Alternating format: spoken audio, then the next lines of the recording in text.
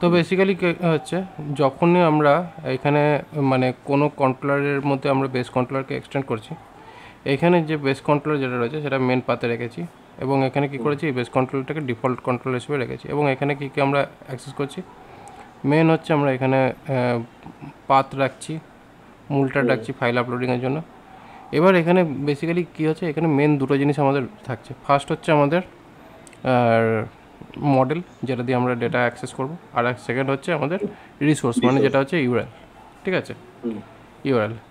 এবার এই ইউআরএলটা আমরা এই দুটো হচ্ছে বেস জিনিস আমাদের লাগবেই যে কোনো কন্ট্রোলারের মধ্যে ডেটা নিয়ে কাজ করতে গেলে। এরপরে পার্টগুলো হচ্ছে অপশনাল, যে কারণে আমি এটাকে কার্লি ব্রেসের মধ্যে ঢুকিয়েছি। ওকে,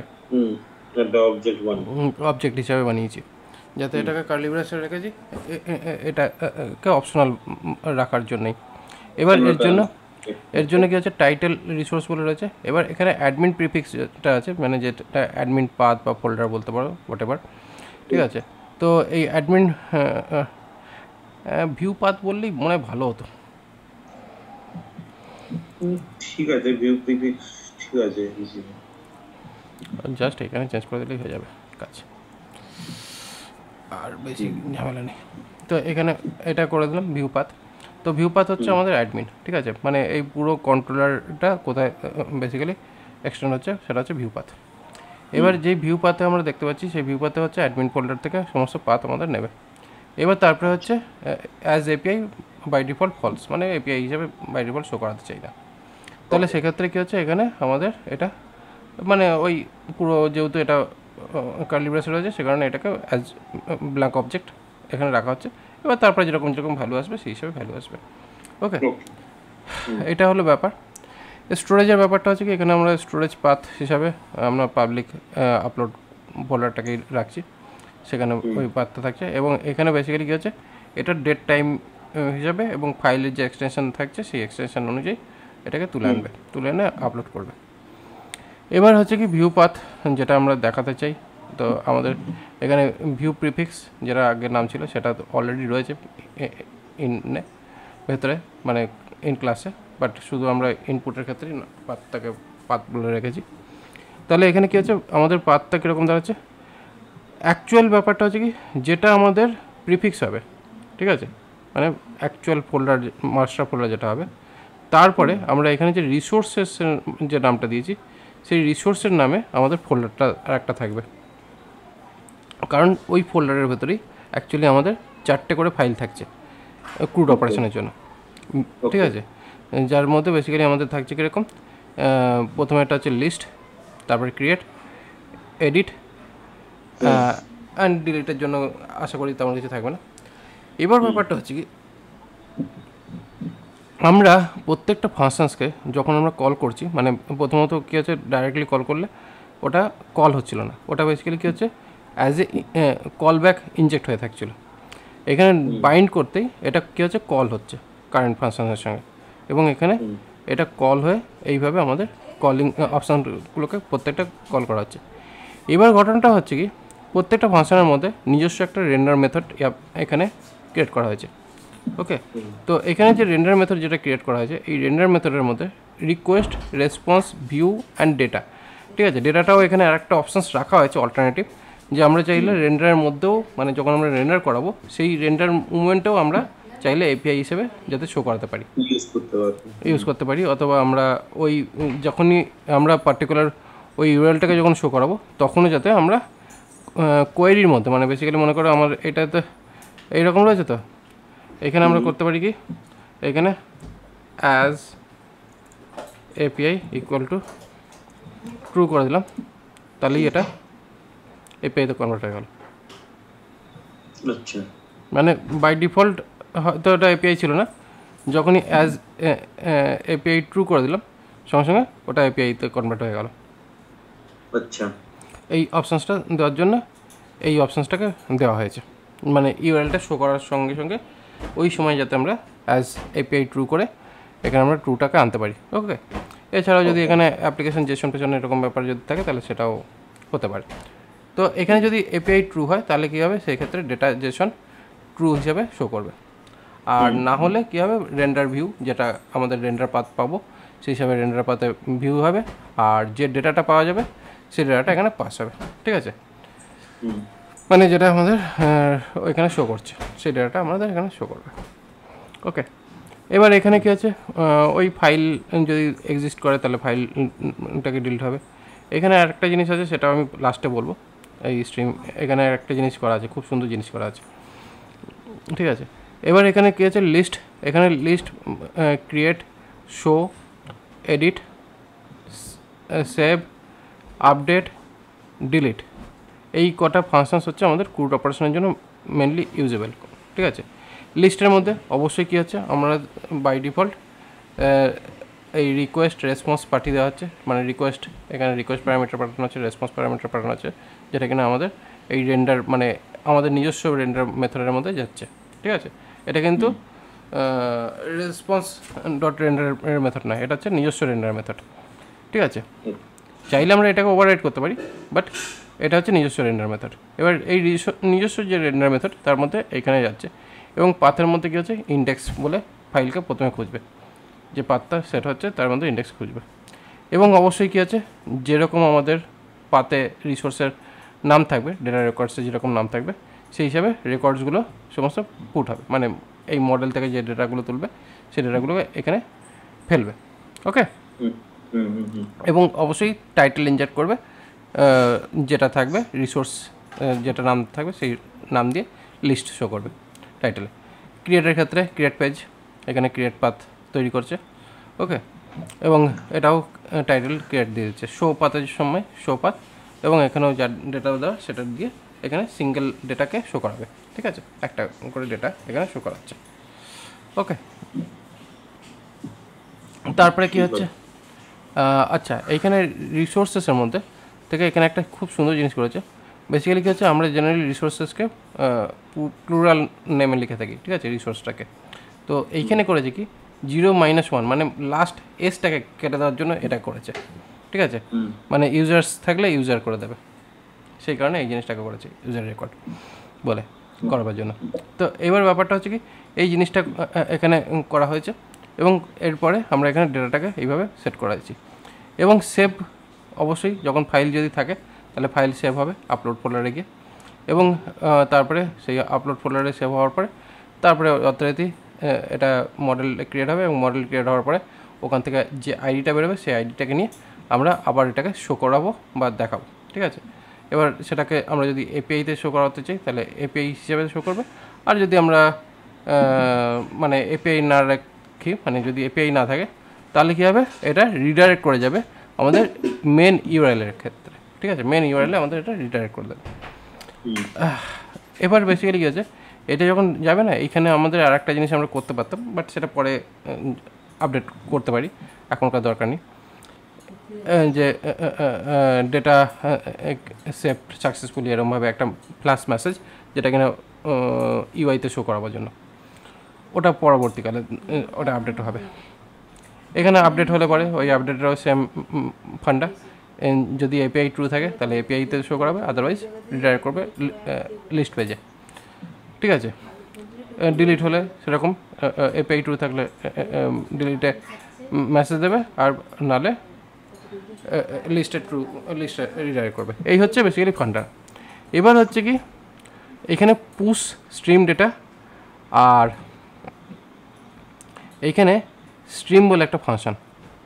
ঠিক আছে, এইটা হচ্ছে অ্যাকচুয়ালি একটা দারুণ ইম্পর্ট্যান্ট জিনিস। কীরকম ব্যাপারটা হচ্ছে কি, যেগুলো পাস হয় সেইগুলো এইখানে মেনলি কী হচ্ছে, যে সমস্ত মেথড এখানে রয়েছে, ঠিক আছে, এখানে যতগুলো মেথড ফাংশন করছে, মানে সেভ করার জন্য, তারপরে আপডেট করার জন্য, ডিলিট করার জন্য, যে যে ধরনের পারফরমেন্স যেগুলো আমরা দেখব, ঠিক আছে, এই পারফরমেন্সগুলোকে আমরা রিয়েল টাইম অবজার্ভও করতে পারবো, রিয়েল টাইম অবজারভেশন। ঠিক আছে, মানে বেসিক্যালি নোটিফিকেশানের মতন ব্যাপারটা। রিয়েল টাইম অবজারভেশন করার জন্য আমরা এই যে স্টিম যেটা আছে এটাকে আমরা রিয়েল টাইম অবজার্ভ করতে পারবো। এবং এই রিয়েল টাইম অবজারভেশনটা করার জন্য মানে কোনো রকম যদি আমরা চেঞ্জেস আনি, এপিআইয়ের মধ্যে রাখছি, যদি এখানে দেখো রিয়েল টাইম যদি আমরা অবজারভেশনে যদি কোনো রকম চেঞ্জেস করি, এটাকে স্ল্যাশ STREAM স্ট্রিম করলাম। ওকে, এবার এইখানে স্ট্রিম করলে অ্যাকচুয়ালি একটা প্রবলেম হয়, সেটা মেন কারণ হচ্ছে কি এখানে প্রথমে ইউআই ছিল তো, আর এখন এখানে এটা পিং হবে, তো সেই কারণে এই জিনিসটা হচ্ছে। এবার দেখো যে মোমেন্টে আমি এখানে আপডেট দিলাম, আপডেট দেওয়াতে এখানে কিছু একটা প্রবলেম শো করছে। What is problem? ও, এখন এই মোমেন্টে এটা যেহেতু এপিআই নেই সে কারণে। এপিআই করে দিলে ওটা চলে যাবে।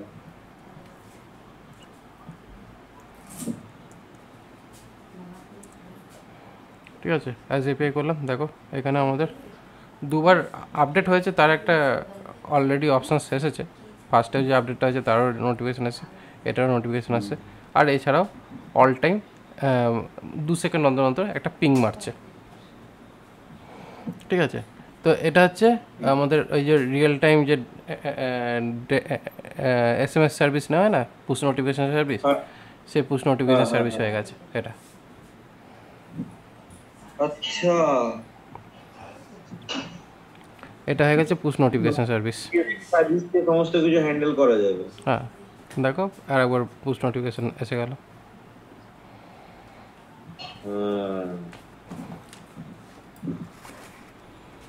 পুশ নোটিফিকেশানের জন্য আলাদা করে সার্ভিস কিনতে হবে। হ্যাঁ, দেখো পুশ নোটিফিকেশান এখানে হয়ে বসে আছে।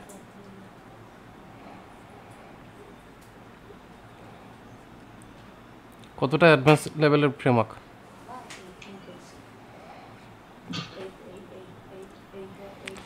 বাহ, তো সেই আছে। ঠিক আছে, তো এই হচ্ছে বেসিক্যালি আমাদের কন্ট্রোলারটা দুর্দান্ত তৈরি আছে। ঠিক আছে, এবার এই কন্ট্রোলারটা আমাদের প্রত্যেকটা পাতার জন্য অ্যাপ্লিকেবল, এবং এখান থেকে আমরা নোটিফিকেশানস আমরা পেয়ে যাচ্ছি ইজিলি। ওকে, নোটিফিকেশান ডেটা আমরা ইজিলি পেয়ে যাচ্ছি, এবং নোটিফিকেশান ডেটাকে মনিটর করা বা মার্চ করা সেটা খুব একটা চাপ নয়। আচ্ছা আচ্ছা স্যার, তাহলে মানে এটা তো মানে এই যে কন্ট্রোলারটা দিয়ে, হ্যাঁ, মানে আমরা আইদার এটাকে ইউআই ইউজ করতে পারবো, আর এটাকে অ্যাডমিন ইউজ করতে পারবো, তাই তো? হ্যাঁ, তো বেসিক্যালি এটাতে আমরা এপিআই ইউজ করতে পারছি, আমরা ইউআই দিয়েও কাজ করতে পারছি। ঠিক আছে, আমরা ইউআই কে অ্যাজ এ এপিআই আমরা যখন লিখবো প্যারামসে, ইউআই প্যারামসে, তখন আমরা এটাকে অ্যাজ এ এপিআই তখন আমরা পেতে পারি। বাট প্রথমেই আমরা এটাকে অ্যাজ এ মানে যদি আমি বলি ওটাকে আমরা by default as a UI হিসাবেই পাবো। ওকে, ঘুরে ফিরে আমার মাথায় একটাই কোয়েশ্চেন চলছে, ইউজার এন্ডে কি হবে তাহলে? মানে মনে করুন আমি এটাকে একটা as a core backend engine হিসাবে আমি এটাকে ব্যাকএন্ড ফ্রেমওয়ার্ক হিসাবে আমি তৈরি করলাম। এবার আমি ভাবছি যদি ইউআইটাকে আমি অন্যভাবে অন্য কিছুতে লিখে এখান থেকে এপিআই নিয়ে ওটাতে ইন্টিগ্রেট করবো, করো না, অসুবিধা কি আছে? দেখো না না, আমি ওটা বলছি না।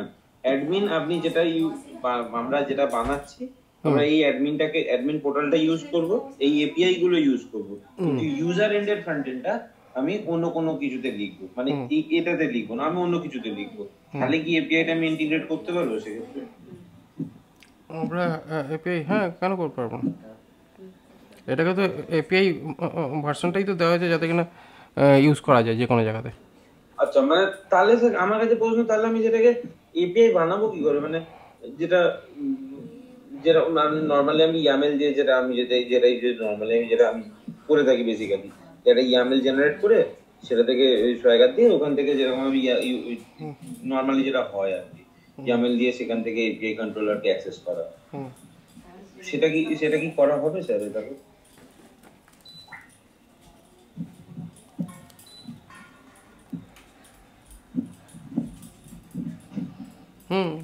করা তো যাবে।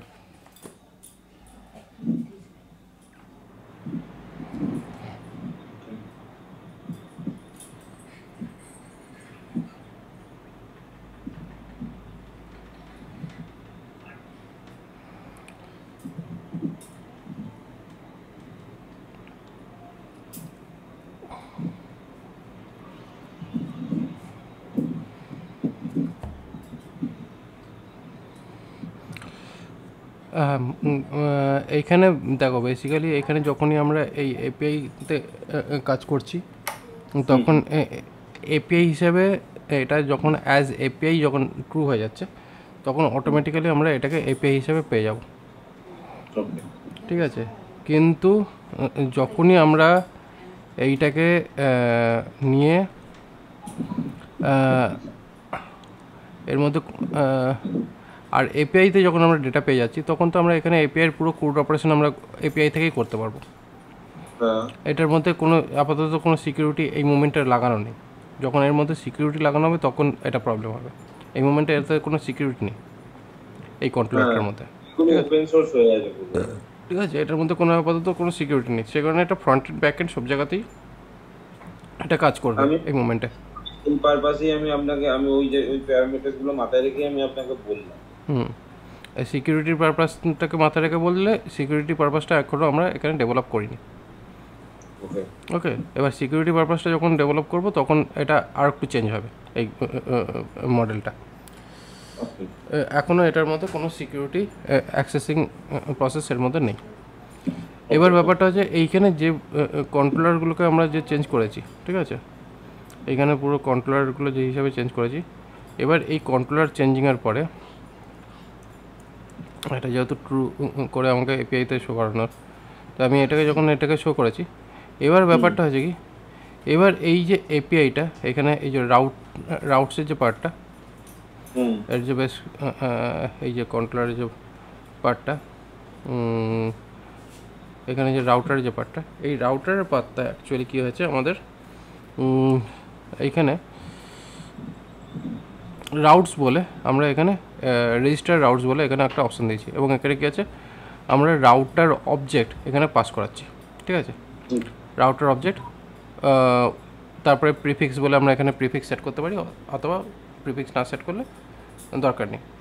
এবার বেসিক্যালি কী হচ্ছে, এটাকে আমরা চাইলে ডাইরেক্টলি অ্যাপ ডট এর মধ্যেও সেট করতে পারতাম, কিন্তু যেহেতু আমাদের এখানে রাউটস বলে অপশান রয়েছে, তো এইখানে কী হয়েছে, এইখানে যতগুলো কন্ট্রোলার রয়েছে এখানে বেসিক্যালি কী হচ্ছে আমাদের কন্ট্রোলার অবজেক্ট পাঠিয়ে তারপরে আমাদের এখানে অ্যাকচুয়ালি কী হতো, আমাদের এই কন্ট্রোলারটা এরকমভাবে কন্ট্রোলার ইনস্ট্যান্স প্রথমে ক্রিয়েট করতে হবে, ঠিক আছে।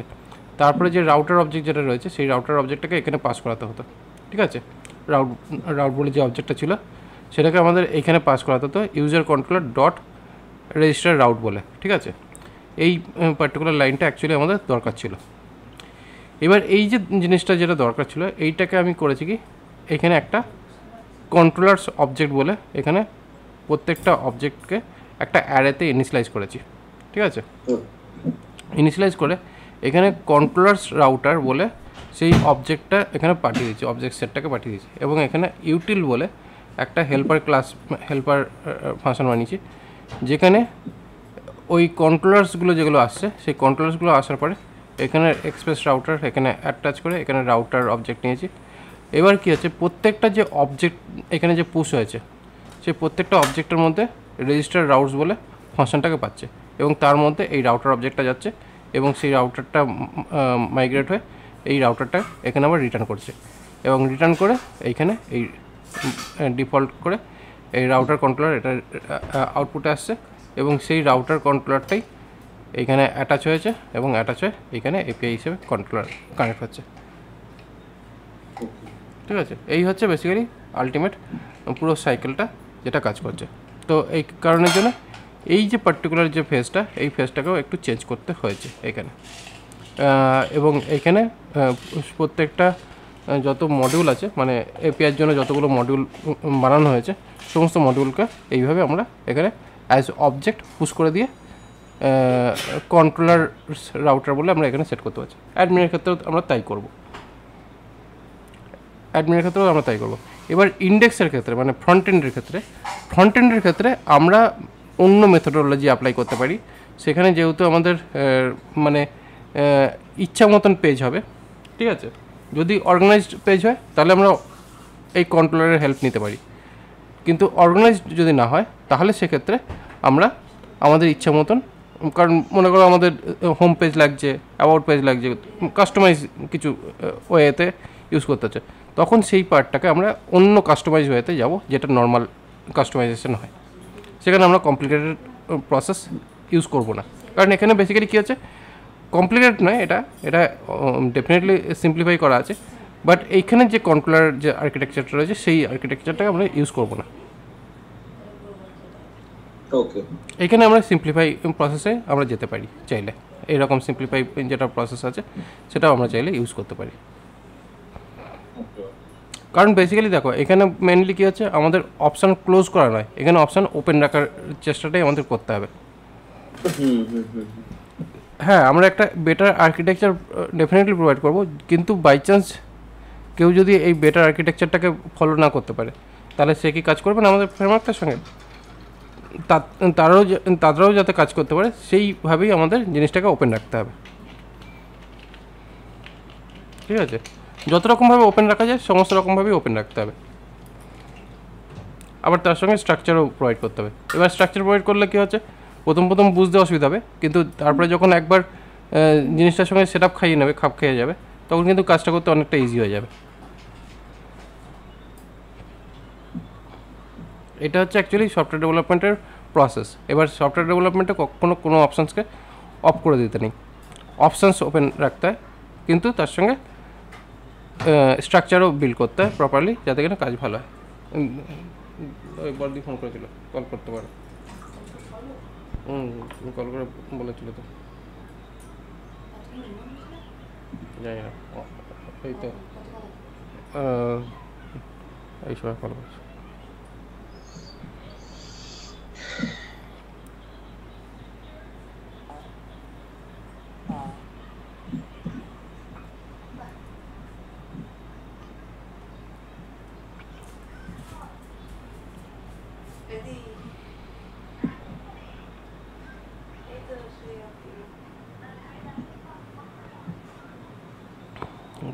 ঠিক আছে, তো এই কারণের জন্য আমাদের সমস্ত অপশানসকে অন রেখে আমাদের কাজ করার চেষ্টা করতে হবে। আর মেন হচ্ছে এইখানে এপিআই পার্টটাকে একরকম করা হয়েছে, অ্যাডমিন পার্টটাকেও সেমভাবেই আমরা এখানে এক্সটেন্ড করব। আর বেসিক্যালি এখানে বেস কন্ট্রোলার যেটা থাকছে এটাকে মেন পাতেই রাখবো, কন্ট্রোলারের মধ্যে বেস কন্ট্রোলার বলে রাখবো। আর এখানে ইন্টারনাল যে কন্ট্রোলার্সগুলো রয়েছে এই কন্ট্রোলার্সগুলো আর রাখার কোনো দরকার নেই, ইন্টারনাল বেস কন্ট্রোলার যেগুলো আছে সেগুলোকে আর রাখার দরকার নেই, কারণ এগুলো আর সেইভাবে এর কোনো এক্সিস্টেন্স থাকছে না। কারণ এখন আস্তে আস্তে কী করতে হবে, আস্তে আস্তে আমাদের ক্লিন করতে হবে। ওকে, এবার হচ্ছে কি মডেলের যে মডেলের ব্যাপারটা আমি চাইছিলাম যে মডেলটাকে একটু বেটার করতে। অ্যাকচুয়ালি কী হচ্ছে, এই সমস্ত জিনিসগুলো তৈরি করতে গেলে কিছু ডেটাও লাগে, সমস্ত যদি আমাদের ডেটাবেসে সমস্ত ডেটা যদি আমাদের ফিল্ড আপ হয়ে যেত, তাহলে ডেটাগুলো আরও বেটার হতো।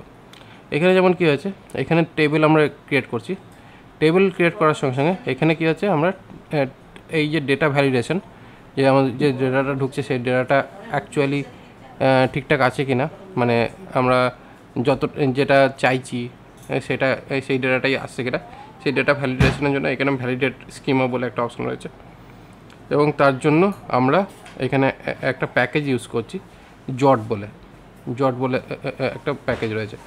সেই জট প্যাকেজকে এখানে ইনস্টল করা হচ্ছে, এই জট প্যাকেজকে, যে জটের মাধ্যমে বেসিক্যালি আমরা এখানে বেস মডেলে আমরা চেঞ্জেস করব, মানে যখন আমরা ডেটা চেকিং করব তখন করব।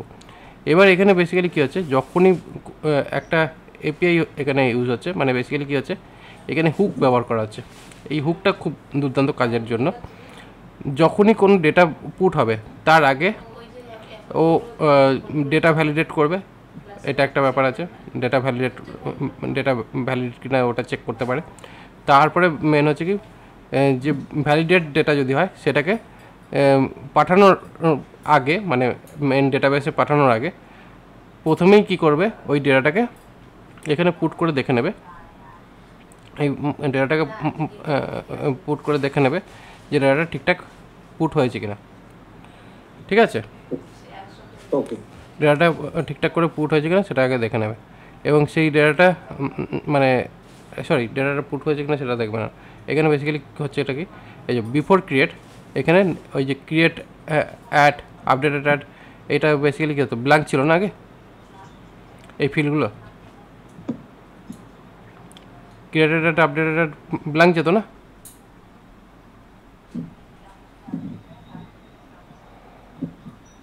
এখানে যখন আমরা ডেটা পুশ করছি এখানে কী আছে আমাদের ডেটা ব্ল্যাঙ্ক, এই যে ক্রিয়েটেড ডেটাতে দেখো এখানে এখন একটা টাইম স্ট্যাম্প যাচ্ছে, ঠিক আছে। এই টাইম স্ট্যাম্পটা আগে তো যেত না, ব্ল্যাঙ্ক ছিল।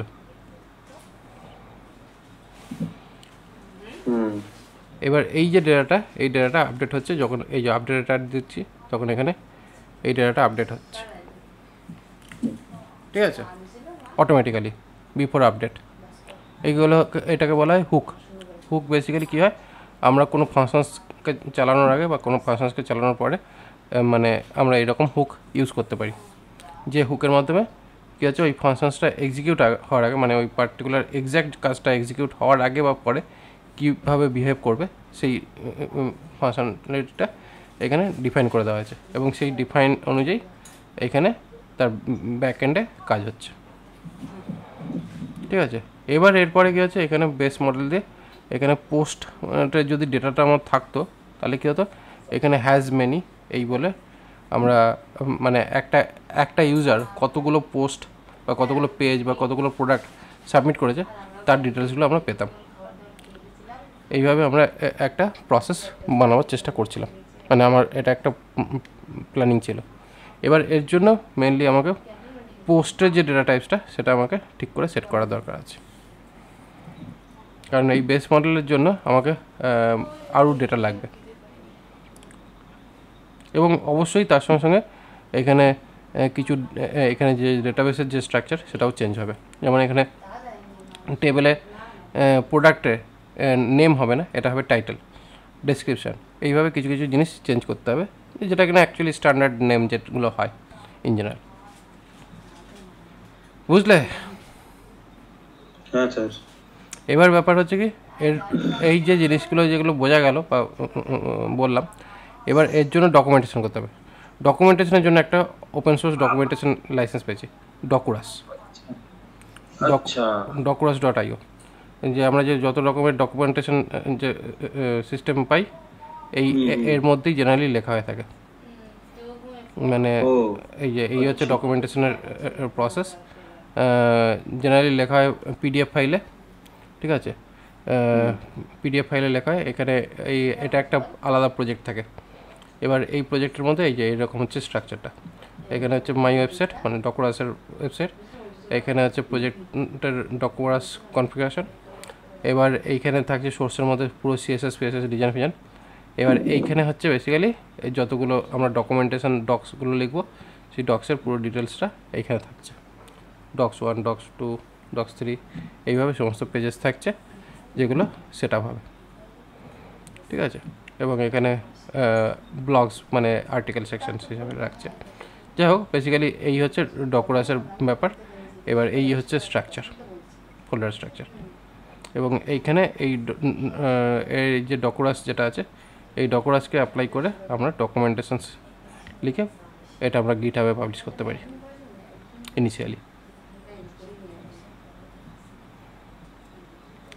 গিটহাবে পাবলিশ করব। তারপর গিটহাবে পাবলিশ করার পর যখন ডকুমেন্টেশনটা লাইভ হয়ে থাকবে তারপর ওটাকে ডোমেনের সঙ্গে কনফিগার করে দিলে হয়ে গেল আমাদের প্রপার সফটওয়্যার, যেটা এইভাবে রকমভাবে আমাদের ডকুমেন্টেশন তৈরি হবে,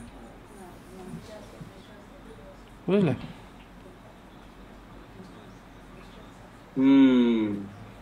এবার ডকুমেন্টেশন লেখার কাজ শুরু করলে তখন এখানে বেসিক্যালি এই যে পেজ, এবার এইখানে মেনলি পেজের ডেসক্রিপশন, এখানে লেআউট ফেআউট যা যা করার কাস্টমাইজ করার করে নিতে হবে, করে নেওয়ার পরে এবার পেজ হচ্ছে এরকম, এই যে সোর্স পেজেস, এবার এখানে এই page title, description, table of content, তারপরে এখানে H1 tag, how are you, এইরকমভাবে সমস্ত প্রসেস।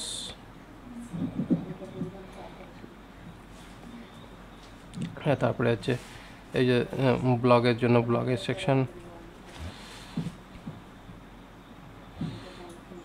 ক্রিয়েট এ ডক, এবার এই যে ডকের জন্য ডকুমেন্টেশনস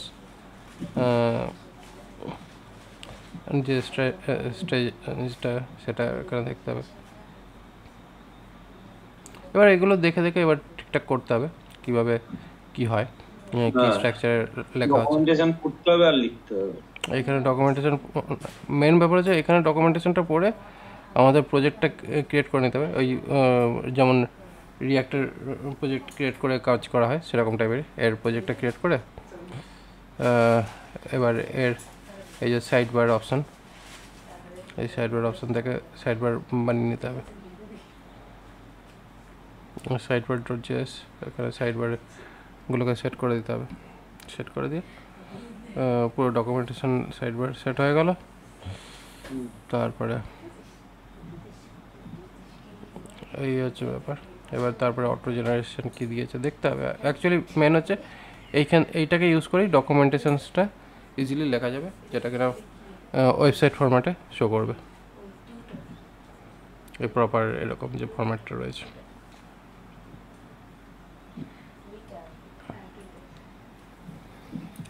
কারণ নাহলে পরে এই সমস্ত ডিজাইন করার তো চাপ আছে, কত ডিজাইন করতে গিয়ে কী হবে।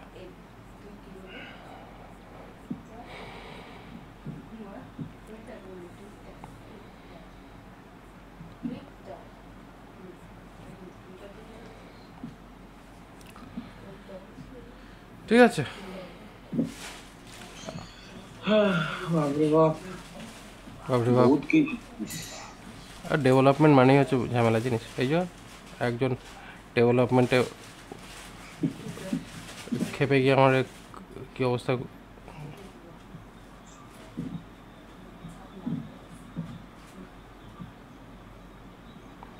এ খেপে খেপে গেছে এইরকম অবস্থা। এ আবার কি কথা? That is not related to study. মানে মানে কি কি কাজ করতে বলেছিলেন আপনি? এই যে ওকে বলেছিলাম একটা ক্যালকুলেটর বানাতে, সিম্পল। ওকে প্রথমে যে ক্লাস করিয়েছি সেই ক্লাসটা করার পর ওকে বলেছিলাম ক্যালকুলেটর বানাতে একটা সিম্পল, ঠিক আছে। এটা ওর রিলেটেড স্টাডি হয়নি। বেসিক্যালি আবার কি কথা? এ হচ্ছে ডাম্প টু ডাম্পেস্ট। আচ্ছা, এটা